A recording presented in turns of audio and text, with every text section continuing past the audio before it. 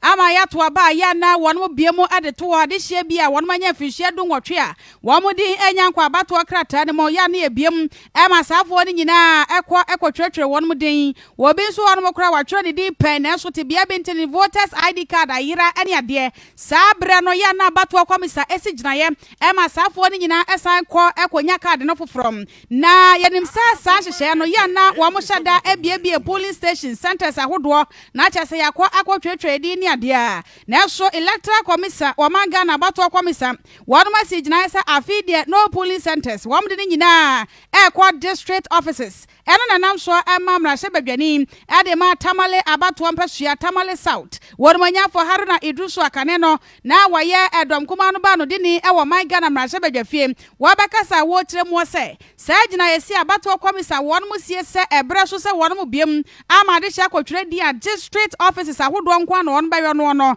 yewura se enya de se woni onom eyadwene afa so kura wasan de aka ho biem se wonte asie se efri afimpino ane aduonom enipado do no a ana chese won manya mfihye du nwotwe na so 2020 atwamo 21 abesene 23 kura mu ne ewoi na so abato komisa wonsi gina bia ema safo no enkotwere won muden wade nsem wa nyina atodwa enadue ye bra na won so eso adwene ewo man Ghana mrahye badwafie.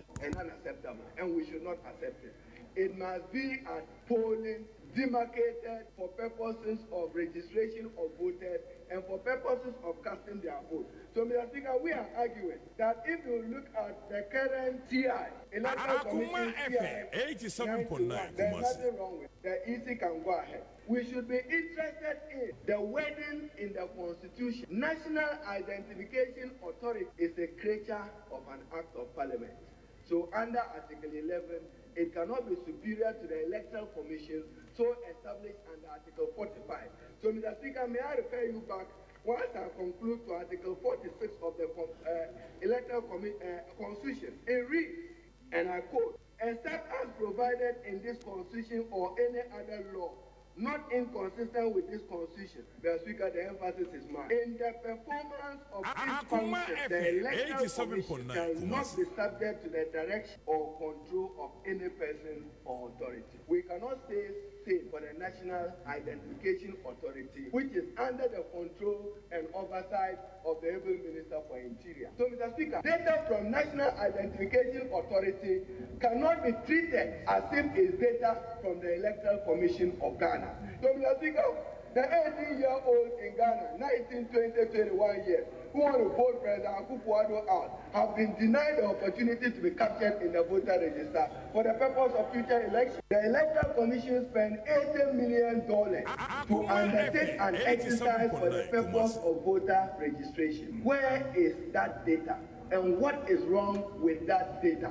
If you so wanted to rely on NIA, why didn't you allow the state to allocate the $80 million to the National Identification Authority? But you said, Mr. Speaker, Hansard will capture me. The Electoral Commission appeared before this House and said that they have a superior technology and that even eyelashes will be captured. We don't see that even in the register that they have. So where is your register? We need to know. Onmonyafo Haruna Iddrisu kane ani adom kuma no ba no de ni my Ghana mrahye badwafie na so seria wada so kura ne position mu se tamale south abato ampasua so mrahye badwane wose ebi monya etianya 1921 ni ade a seria wo mudi enya nkwa abato krata no ma isi mumra na mai sanse misa no anom ana fe so kura mugina ye amoasie se district centers nko ane ma matwere di no ye wura se enya de se woni abato komisa no eya adwene.